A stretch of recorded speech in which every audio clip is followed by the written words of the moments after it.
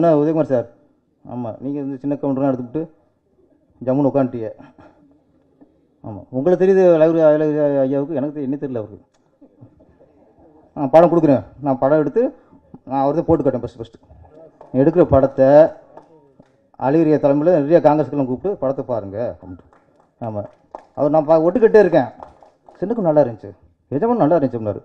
என்னடா அது அவரே பாட்டிக்கிருக்காரு, நம்ம திருப்பாச்சி சிவாசனம் பார்க்கலையோ சார்? ஆமாம் ஆமாம், நான் தள்ளி உட்காந்துட்டேன். ராஜன் சார் வந்து இடையில உட்காந்துட்டார். ஆமாம், நான் வந்து திரும்ப இந்த சார் பென்ட்ரைவ் தரேன் எல்லா படத்தையும், நீங்கள் படத்தை பார்த்ததுக்கப்புறம் நம்ம சந்திப்பேன் சார், அப்போ தான் என்ன மதிப்பீங்க. அங்கேயே கேட்டார், நீ அறிமுகமாயிட்டான். அது மாதிரி இந்த இதயங்கிறது அது லவ்க்கான பார்ட் ஆகி போச்சு. அப்புறம் இதில் அந்த இதே கோயில் பழைய இதய கோயில் ஒன்று இருக்குது, அதுக்கு வந்து இயக்குனர் மணிரத்னம் சார். நான் ரெண்டும் டைட்டில் ஒற்றுமைன்னு பார்த்தா இப்போ மணிரத்னம் சாருக்கும் இவருக்கு ஜீவன் மயிலுக்குமே ஒற்றுமையாக இருக்குது. ஏன்னா அவர் படம் பண்ணும்போதும் யாரும் ஒர்க் பண்ணவே இல்லை. யார்? மணிரத்னம் சார் ஸ்ட்ரெயிட்டாக வந்துட்டார். இவரும் அப்படி தான். இந்த ஜீவன் மயிலும் கேட்டால் அவர் யாரும் ஒர்க் பண்ணல, அனுபவத்தில் அவர் வந்திருக்காரு. அது மாதிரி மணிரத்னம் சார் மாதிரி ஒரு இடத்துல இருந்து சிஷினாக இருந்து தொழிலை கற்றுக்கிட்டு தான் படம் பண்ணி ஜெயிக்கணும்னு அவசியம் இல்லை. அந்த ஆர்வம் இருக்கணும், சினிமா லவ் பண்ணணும், நிறைய சினிமாக்கள் பார்க்கணும். அப்போ மனிதன் காலத்தில் எங்கே போய் பார்க்க முடியாது. இப்போ வந்து யூடியூப்பில் ஆயிரக்கணக்கான படங்கள் இருக்குது. யூடியூப்பில் போனாலே இன்றைக்கி சினிமா கற்றுக்கலாம். அப்போ மாதிரி 5 படம் அசண்டாக ஒர்க் பண்ணணும், 10 படம் அசண்டாக ஒர்க் பண்ணணும், அப்போ தான் இயக்குனர் ஆக முடியலாம்.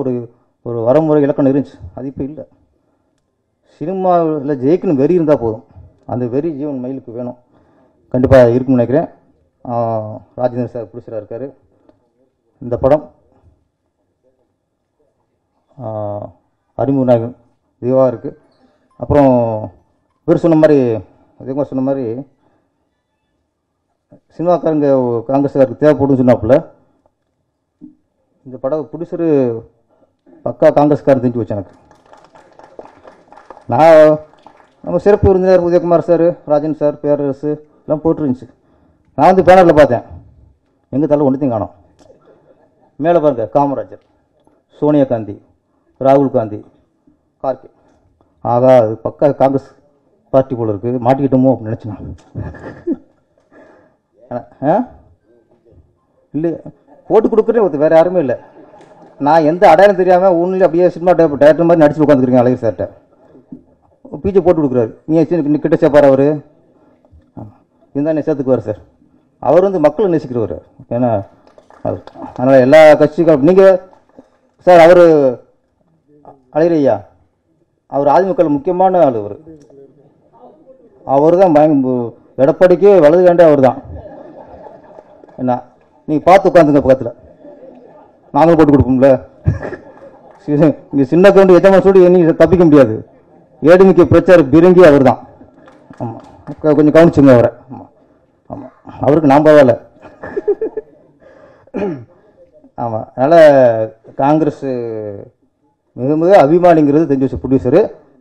அப்போ ஒரு பையன், அவரும் காங்கிரஸ் அவ்வளோத்தான் இருக்க முடியும். இந்த படத்து மூலிமா திவாகரோடு பெரிய ஹீரோவாகி நீங்கள் காங்கிரஸில் இணைந்து காங்கிரஸுக்கு பிரச்சாரம் பண்ணணும்.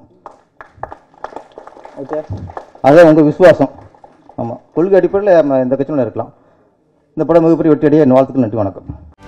செய்திகளை உடனுக்குடனும் துல்லியமாகவும் தெரிந்து கொள்ள சப்ஸ்கிரைப் பண்ணுங்க.